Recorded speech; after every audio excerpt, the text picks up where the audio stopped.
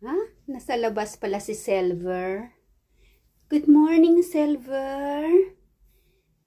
May bird ba?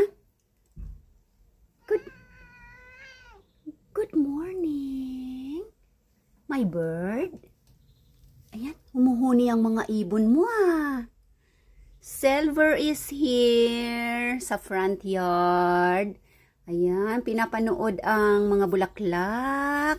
Diba? Diba, Silver? Yes.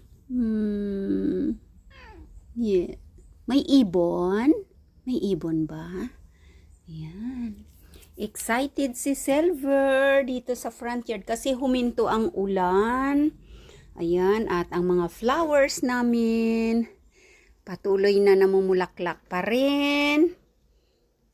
Hanggang doon, ayan.